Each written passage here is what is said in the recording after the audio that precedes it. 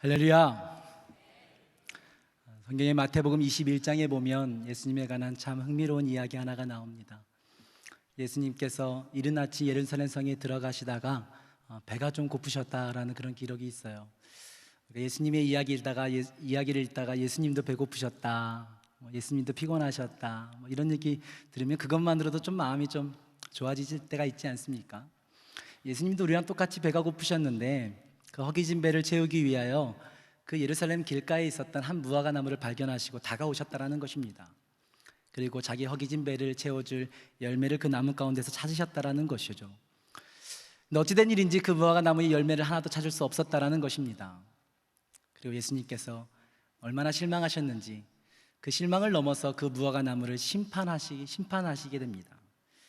이제부터 너는 영원히 열매 맺지 못하는 나무가 되겠다라는 예수님의 이야기를 들은 그 나무는 곧 말라버리죠. 여러분, 이 성경 사복음서에 있는 이 이야기는 마지막 날 하나님 앞에 서야 될 심판의 엄중함에 대해서 우리 가운데 이야기해주고 있습니다. 우리 가운데서도 하나님께서 열매를 찾으신다는 것입니다. 우리 교회 가운데서도 하나님께서 오늘 거둘 것이 있는가 살펴보고 계시다라는 것이죠. 어떻게 하면 우리를 통하여서 하나님께서 거두시게 할 수 있을까요? 어떻게 하면 열매 맺는 신앙의 삶을 살아낼 수 있을까요? 그 거둠의 비밀에 관해서 오늘 본문과 함께 여러분들과 나누기를 원합니다. 첫 번째 거둠의 비밀은 한번 따라해 볼까요? 심어야 한다.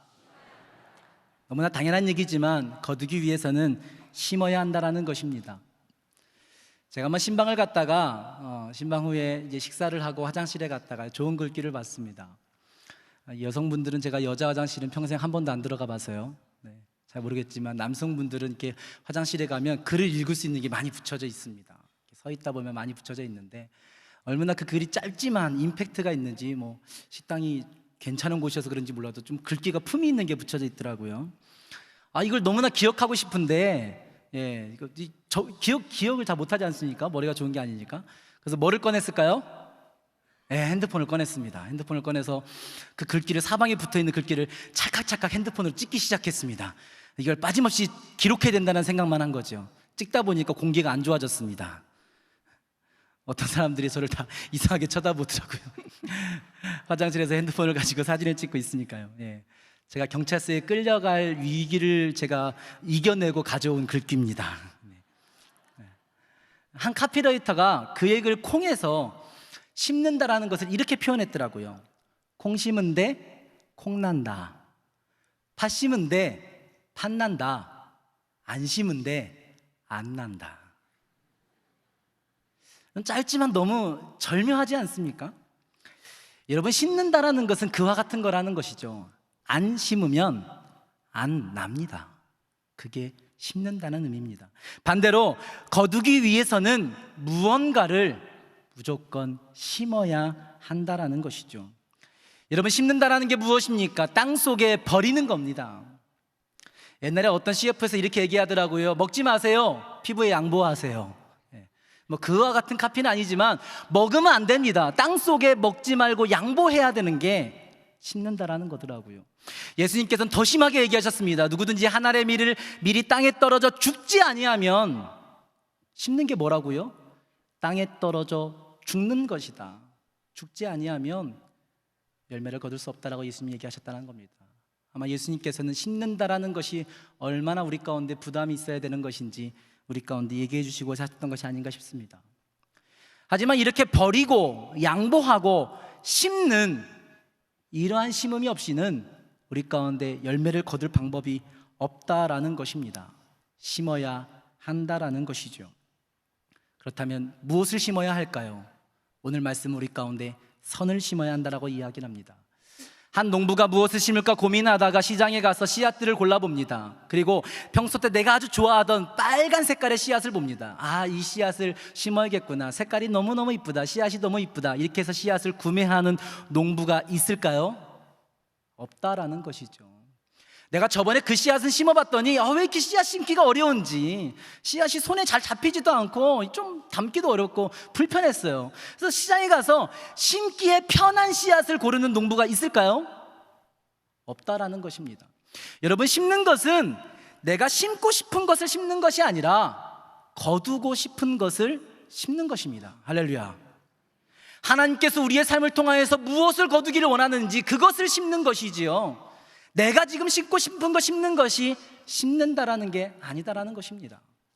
오늘 하나님께서는 이 말씀을 통하여 하나님께서 우리 가운데 거두시길 원하시는 열매가 선이라고 얘기합니다. 그 선의 정체가 무엇입니까? 여러 가지 많은 얘기할 수 있을 것입니다. 하지만 그 얘기 이 시간에 다 할 수는 없지만 결국 얘기하다 보면, 결국 나가다 보면 결국은 생명의 구원 아니겠습니까? 구원받음 아니겠습니까? 결국은 십자가 아니겠습니까? 결국은 우리 구주 예수 그리스도 아니겠습니까? 우리의 삶을 통하여서, 신앙을 통해서 하나님께서는 예수 그리스도를 열매 맺기를 원하신다라는 것입니다. 예수 그리스도를 보기를 원하신다라는 것이죠. 여러분 기억하십시오. 예수 그리스도를 심으면 예수 그리스도가 납니다. 할렐루야. 십자가를 심으면 십자가가 납니다. 나를 심으면 뭐가 날까요? 여러분, 이 예수 그리스도를 이 땅 가운데 심는 일, 우리 삶 가운데 믿음으로 심는 일, 마가복음 9장 29절에서 예수님이 이렇게 얘기하셨습니다. 기도 외에 다른 것으로는 이런 종류가 나갈 수 없다. 요한복음 15장 16절에서는 이렇게 얘기했습니다. 내가 너희를 택했는데 내가 너희들이 열매를 맺었으면 좋겠고 그 열매가 항상 있었으면 좋겠는데, 그러기 위해서 내가 너희에게 이걸 줄게, 내 이름으로 무엇을 구하든지 다 받게 해줄게 라고 예수님께서 얘기하십니다. 여러분, 예수 이름을 심는 가장 쉬운 방법, 간단한 방법, 기도입니다. 예수의 이름으로 기도를 심으시기 바랍니다. 할렐루야. 마태복음 18장 5절에서는 예수님이 이렇게 얘기합니다. 누구든지 내 이름으로 어린아이 하나를 영접하면 나를 영접함이니. 예수의 이름으로 여러분의 착한 행실을 이 땅 가운데 심으시길 바랍니다. 사도행전 9장 16절에서는 내 이름을 위하여 얼마나 고난을 받아야 할지 네가 알지 못한다라고 얘기하십니다. 계시록 2장 3절은 내 이름을 위하여 네가 참고 견뎌내야 한다라고 우리 가운데 도전하십니다. 예수 그리스도를 심는 세 번째 방법, 고난을 받고 인내하는 것입니다. 예수 이름을 위하여 참고 견디는 것입니다. 마태복음 28장 19절에서 20절까지 말씀은 너희는 가서 모든 민족을 제자로 삼아 아버지와 아들과 성령의 이름으로 세례를 베풀고 내가 너에게 분부한 모든 것을 가르쳐 지키게 하라라고 얘기하십니다. 예수의 이름으로 복음을 전하는 것, 예수를 심는 가장 확실한 방법입니다. 여러분, 기도를 심으십시오. 할렐루야. 여러분의 착한 행실을 가정과 삶과 교회 가운데 심으십시오. 여러분, 복음을 심으십시오. 예수의 이름으로 참고 견뎌내십시오. 그 모든 심음 가운데 예수 그리스도가 열릴 것입니다. 할렐루야. 오늘 거둠의 비밀 두 번째, 그것은 바로 지치면 안 된다라고 성경은 얘기하고 있습니다. 한번 따라해 볼까요? 지치면 안 된다. 이 심으면 무조건 열매가 거둬지는 것이 아니라 그 다음 단계가 있다고 오늘 본문은 이야기하고 있습니다. 어른과 어린아이가 똑같이 화분에다가 씨앗을 심습니다. 씨앗을 심고 물을 주는 것, 어른도 할 수 있고 아이도 할 수 있죠. 하지만 무슨 차이가 있을까요? 어른은 씨앗을 심고 물을 주고 나서는 기다립니다. 그 씨앗을 심고 물을 줬다고 해서 씨앗이 바로 자라지 않는다는 걸 알기 때문이죠. 하지만 아이들은 어떻습니까? 씨앗을 심고 물을 준 다음에 이렇게 쳐다보고 있습니다. 계속 쳐다보지요. 근데 싹이 나올까 안 나올까요? 안 나옵니다. 아버지한테 물어보지요. 이거 왜 안 나와요? 다음날도 물어봅니다. 왜 안 납니까? 왜 안 납니까? 매일 와서 물어보죠. 어쩔 때는요, 매 시간 와서 물어볼 때도 있습니다. 결국 어떻게 되죠? 이것이 왜 안 나지? 죽은 거 아닌가? 그 마음에 의심이 생기기 시작합니다. 의심은 곧 지침이 됩니다. 지칩니다. 낙담됩니다. 포기되지요. 그리고 결국은 손가락을 들어 이 씨앗이 죽었나 살았나, 났나 안 났나 흙을 다 뒤집기 시작합니다. 그것이 어린아이의 신앙입니다. 여러분, 우리가 하나님 안에서 예수 그리스도를 심고 선을 심고 어린아이와 같은 신앙으로 뒤집는 삶을 반복해서는 안 됩니다. 심었다면 지치지 말고 그 일들을 계속해 나가야 합니다. 오늘 본문에 있는 낙심이란 단어는 헬라어로 엔카코멘이라고 했습니다. 지치다, 실증나다라는 단어입니다. 특별히 이 단어는 우리의 마음의 지침뿐만 아니라 우리의 몸과 마음의 지침을 다 설명하고 있는 단어입니다. 우리가 하나님 안에서 선을 심는 우리의 신앙 여정 가운데, 삶 가운데 우리의 몸과 마음이 지치지 않고 계속할 수 있는 힘이 우리 가운데 있어야 된다는 것입니다. 여러분, 지난 상반기 시간이 참 빠르지요. 어느덧 6월까지 다 지나가고 오늘 7월 첫 번째 주일입니다. 많이 심으셨습니까? 열심히 심으셨나요? 좀 열리셨습니까? 싹이 나셨나요? 자라는 게 좀 보이십니까? 여러분, 그렇지 않더라도 낙심하지 마십시오. 지치지 마십시오. 무너지지 마십시오. 오늘 하나님께서는 그 일들을 더 계속해야 된다라고 이야기하십니다. 그날이 가까울수록 그 일을 더 계속하라라고 말씀하셨던 예수님의 권면을 우리가 이 시간 기억할 필요성이 있습니다. 계속하다, 유지하다, 영어로 keep going이라는 단어가 있습니다. 특별히 여기서 keep이라는 단어는 지키다, 유지하다, 보관하다라는 뜻을 가지고 있지요. 무언가를 계속하기 위해서는 지켜야 될 것이 있습니다. 간직하고 잃어버리지 말아야 될 것이 있다는 것이죠. 잠언 4장 23절은 모든 지킬 만한 것 중에 더욱 내 마음을 지켜라. 이 마음 가운데 생명의 근원, 그 싹과 열매가 난다라고 성경은 소개하고 있다는 것입니다. 여러분, 마음을 지켜야 우리의 일을 계속할 수 있습니다. 한국인들이 참 싫어하는 고사성어, 한국인들이 들으면 참 약점같이 느껴지는 고사성어 하나 있습니다. 들어보셨습니까? 작심삼일. 누구도 거기에서 잘 벗어나질 못하죠. 올 한 해 상반기도 작심삼일 많이 하셨나요? 다이어트 작심하셨던 거 언제인지 기억도 안 나시죠? 작심하시면서, 다이어트 작심하시면서 사셨던 음식들, 기구들 어떻게 잘 사용하고 계십니까? 우리 자녀들 보면 참 작심삼일하는 것 같습니다. 우리 부모님들 그러더라고요. 작심삼일이라도 해라. 넌 작심이일이다. 맨날 그러시더라고요. 책 산다고, 공부한다고 책 사주면 그 책 어떻게 되나요? 네, 다 나중에 재활용으로 버리고. 어떻게 여러분들은 작심삼일에서 벗어나고 계십니까? 작심삼일 무슨 뜻입니까? 작심, 마음을 결정했는데, 마음을 지켰는데 3일밖에 못 갔다라는 것입니다. 그런데 저는요, 이 3일만 가고 4일째 실패한 것이 이 작심삼일이 얘기하는 진짜 실패가 아니라고 믿습니다. 정말 실패는 내가 작심했는데, 마음을 지켰는데, 마음을 결단했는데 3일밖에 못 갔지만, 4일째 실패했지만 5일째 다시 그 작심을 하지 못하는 연약한 마음 아니겠습니까? 그것이 정말 실패라는 것이죠. 제가 단순하게 계산해 봤습니다. 작심했습니다. 3일을 지켰어요. 4일째 무너졌습니다. 5일째 또 뭐하죠? 또 작심합니다. 또 3일 갔습니다. 4일째 또 무너졌습니다. 5일째 또 작심합니다. 이와 같은 삶을 반복하면 제가 그냥 계산해 봤는데 365일 중에 272일은 작심한 대로 살아갑니다.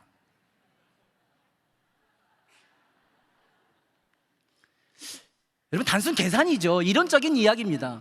하지만 우리가 이 이야기를 통해서 같이 나누고 싶은 것은, 진짜 실패는 4일째 실패한 것이 아니라 5일째 내 마음을 지켜내지 못한 것이 진짜 실패라는 것입니다.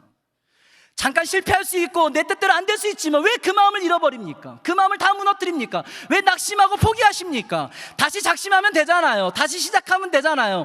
그 아령 기구들 다 버린 거 아니잖아요. 그 책 찢어 버린 거 아니잖아요. 다시 시작하면 되는 거 아닙니까? 여러분, 작심한 지 3일 지키고 혹시 3달 되신 분 있나요? 걱정하지 마십시오. 오늘 다시 작심하면 됩니다. 할렐루야. 옆 사람한테 인사합시다. 오늘 다시 작심합시다.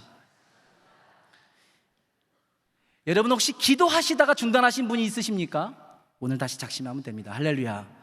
상반기 생각한 대로 새벽기도 잘 못 나오셨나요? 오늘부터 작심하면 됩니다. 할렐루야. 3일 뒤에 또 안 나올 거라고 괜찮습니다. 5일째 또 작심하십시오. 말씀 읽기, 전도, 자녀를 사랑하고 이웃을 섬기는 일, 작심하면 할 수 있다라는 것입니다.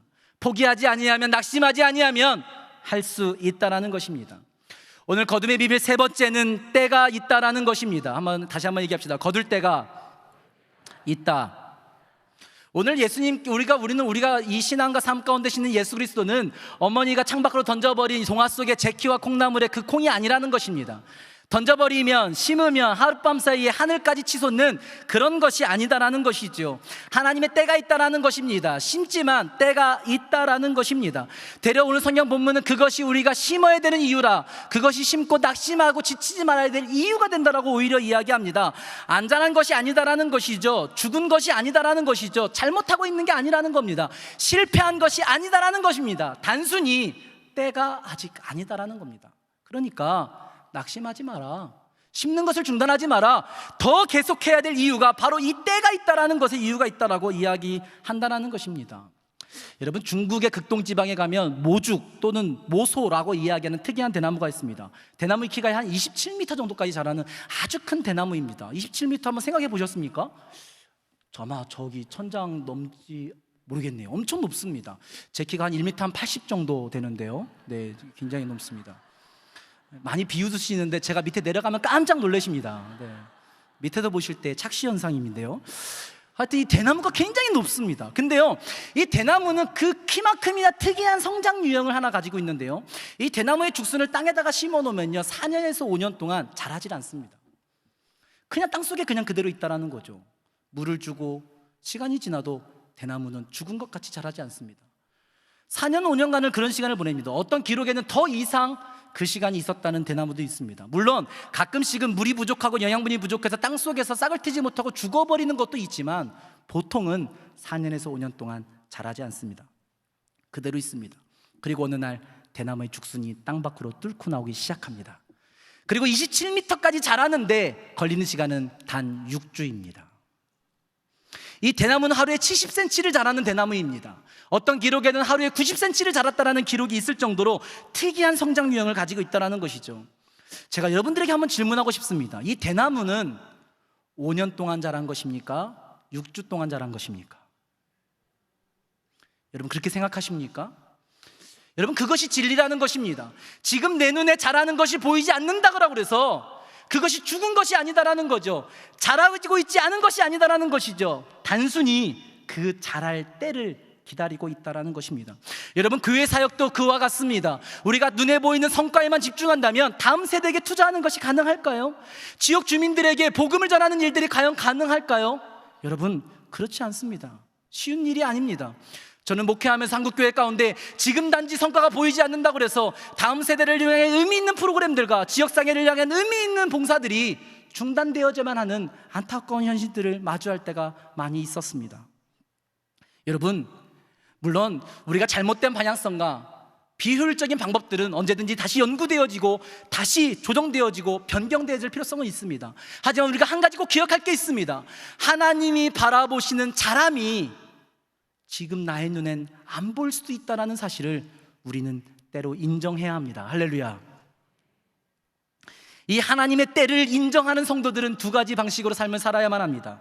첫 번째로는 조급하게 살면 안 됩니다. 조급한 마음으로 심고 뽑고 심고 뽑고 심고 뽑고 심고 뽑고 언제 거둡니까?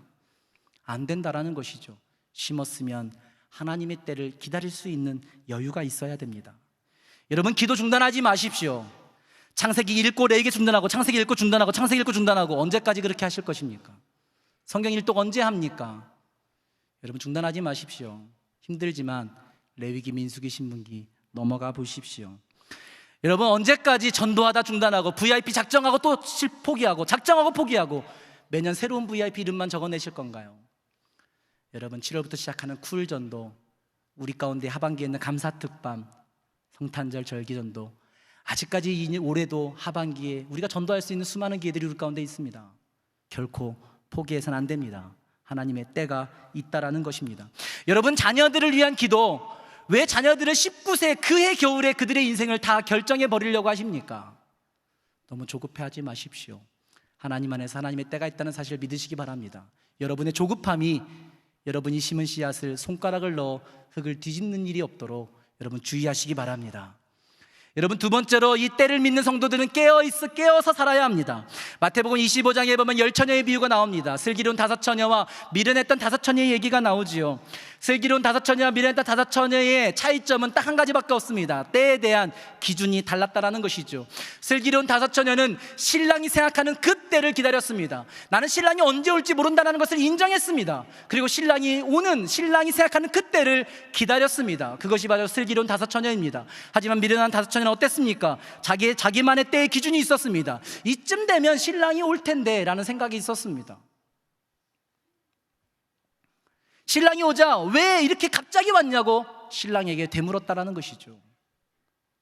여러분 때의 기준을 어디에 두고 살고 계십니까? 혹시 오늘 하루도 우리 예수님은 재림한다고 얘기하고 가신 지가 2000년이 지났는데 왜 아직도 오지 않는가? 라는 질문을 하고 계시지 않습니까? 만약 오늘 밤 예수님이 이 땅에 오신다면 예수님이 이렇게 갑자기 오시면 어떡해요? 라고 혹시 질문하실 분 계시지 않나요? 여러분 왜 아직도 오지 않는가? 왜 이렇게 갑자기 왔습니까? 이 두 질문은 적어도 때에 가려서는 미련한 사람들이 하는 질문입니다. 오늘 예수님은 마태복음 25장 그 마지막 13절에서 이렇게 얘기합니다. 그런즉 깨어있으라. 너희는 그날과 그때를 알지 못하느니라. 아멘. 이것이 거듭의 비밀의 바로 세 번째 비밀입니다. 때가 있다라는 것이죠. 그런데 그때를 우리가 알지 못한다는 것입니다. 그때를 알 수 있는 방법이 없다라는 것입니다. 그러나 그때는 분명히 있다라는 것입니다. 때가 없는 것이 아니다라는 것입니다. 때가 분명히 있는데 내가 모르지만, 내가 알 수 없지만, 지금인지 아닌지도 모르겠지만 그때는 분명히 있다. 할렐루야. 여러분, 그때가 분명히 있습니다. 여러분의 기도가 응답받는 때가 분명히 있습니다. 여러분의 봉사가 결실을 맺는 때가 있습니다. 전도가 구원이 될 때가 있습니다. 할렐루야. 여러분, 그때를 믿으며 깨어 사시는 여러분 모두가 되어지기를 소망합니다. 우리는 이 시간 심어야 한다, 계속해야 한다, 그리고 때를 기다려야 된다는 이야기를 했습니다. 이 세 가지 이야기, 성경문 이야기를 거꾸로 해서 문장을 만들면 거듭의 비밀을 조금 더 명확하게 얘기할 수 있을 것 같습니다. 거듭의 비밀은 무엇이겠습니까? 때를 기다리며 지치지 말고 예수 그리스도를 심는 것입니다. 할렐루야. 우리가 오늘 그 삶으로 이 하반기를 시작했으면 좋겠습니다. 오늘 말씀을 마무리하면서 한 가지만 더 같이 말씀을 확인하기 원합니다. 이 우리 가운데 열리는 이 열매를 거두시는 분이 누굴까요? 나일까요? 그렇지 않다라는 것이죠. 내가 거두기에 사는 것이 아닙니다. 거두시는 분은 하나님이십니다. 할렐루야. 그 하나님이 우리 가운데 열매를 찾고 계십니다. 열매가 있기를 기대하고 계십니다. 우리를 주위에서 보고 계십니다. 허기진 배와 목마름을 채우기 위하여 무화과 나무 가운데 가까이 오셨던 바로 예수님의 그 모습과 마음으로 말이지요. 사랑과 희락과 화평과 오래 참음, 자비와 양성과 충성과 온유와 절제, 성령의 9가지 열매, 여러분의 삶에는 있으신가요? 여러분의 삶은 무럭무럭 자라나고 계십니까? 여러분 기억하십시오. 예수님이 다가오고 계십니다. 여러분이 이곳에 계신 것을 보셨습니다. 여러분의 삶의 자리에 세워져 있는 것을 보셨습니다. 그리고 예수님 한 발짝 두 발짝 다가오고 계시다라는 것입니다. 예수님은 오셔서 여러분의 나무를 보실 것입니다. 가지를 해치실 것입니다. 잎사귀를 뒤지실 것입니다. 여러분은 무엇으로 예수님의 허기짐을 달래드릴 수 있으십니까? 교회와 말씀 가운데 여러분의 뿌리를 든든히 내리십시오. 할렐루야. 여러분의 잎사귀를 비치신 예수님을 향해 펼치십시오. 할렐루야. 여러분 복음의 무성한 나무가지를 담 너머로 뻗으시기 원합니다. 절대 포기하지 마시기 바랍니다. 예수님이 오고 계십니다. 마라나타, 아멘, 주 예수여 어서 오시옵소서. 할렐루야. 오늘 예수님이 오십니다. 아멘. 기도하겠습니다. 하나님 감사합니다. 주님, 두려운 마음으로 이 말씀을 같이 나눕니다. 주님 오셔서 우리의 삶과 우리의 믿음과 우리의 신앙 곳곳을 살피시는데 혹시 메마른 가지만 있을까 두렵습니다. 혹시 무성한 이파리만 있을까 두렵습니다. 화려함만 가지고 있을까 두렵습니다. 주님이 따시는 열매가 아직 너무나 짧고 떨은 푸른 안 익은 열매일까 두렵습니다. 주님, 하나님께서 상반기 동안 심게 하신 것들 하나님의 때를 바라며 믿으며 지금은 부족함이 많지만, 지금은 열매 맺지 못했을 수 있지만 포기하지 않고 계속해 보려 합니다. 우리의 자녀들을 향한 우리의 사랑을 계속해 보려 합니다. 세상을 향한 믿음의 도전을 계속하려 합니다. 맡겨주신 사역 가운데 더 계속적으로 주님 앞에 나아가려고 합니다. 주님, 주의 양들을 도와주시옵소서. 함께하여 주시옵소서.